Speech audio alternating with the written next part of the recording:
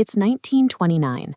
Following his arrest for dropping 2 low-intensity bombs in the Central Legislative Assembly in Delhi, Indian revolutionary Bhagat Singh is locked inside the heavy walls of the Mianwali Central Jail. Inside these walls, the 21-year-old immediately confronted a system of stark, institutionalized racism. European inmates were guaranteed standard rations and clean beds. Meanwhile, Indian prisoners were handed meager food and forced into grueling manual labor. The British refused to classify them as political prisoners, officially branding them as common criminals. By maintaining this classification, the British authorities sought to invalidate the ideological power of the entire independence movement. Stripped of legal recourse and trapped behind bars, Singh realized he had only one asset left under his absolute control: his own body. He decided to weaponize it. In June 1929, Singh and a group of his comrades initiated a fast. They completely refused solid food, surviving solely on a mixture of water and salt. Their demands were highly specific: equality in food standards, access to books and newspapers, and an end to forced labor.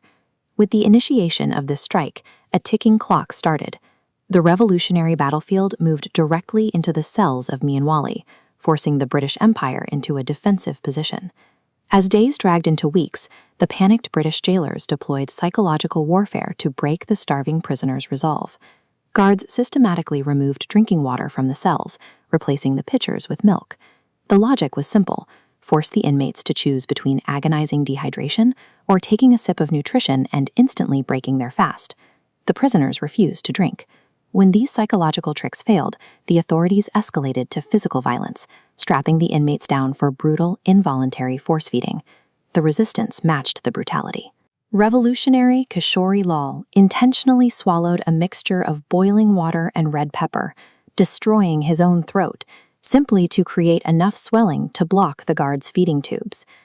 The extreme lengths the British went to in order to force calories into these men only highlighted their failure to break the prisoners' psychological dominance.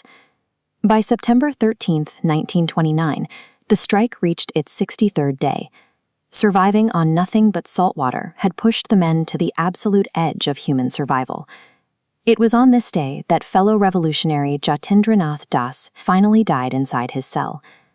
Das's death triggered an explosion of nationwide public outrage. Mass protests erupted across India, pulling prominent political figures like Jawaharlal Nehru and Muhammad Ali Jinnah to actively condemn the government's actions. The resulting political panic reached the highest echelons of the colonial government. It forced the British Viceroy, Lord Irwin, to abruptly abandon his summer vacation in Simla to address the crisis. The silent death of one starving man behind locked iron bars had successfully mobilized the anger of millions across the country. Fast forward to October 5, 1929. This was day 116 of the strike, and Bhagat Singh's body was pushed to the absolute limits of human endurance. Having lost 14 pounds from an already lean frame, Singh was incapable of walking. Instead, he had to be carried into the Lahore conspiracy trial court, heavily handcuffed to a wooden medical stretcher. He finally ended his historic, grueling fast, but only after receiving a formal resolution from the Congress Party and a desperate personal plea from his own father. The government ultimately yielded to several of the prisoners' demands regarding food and reading materials.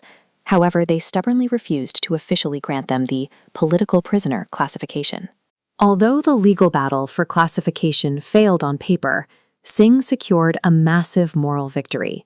He permanently exposed the systemic cruelty of the British prison system to a unified national audience.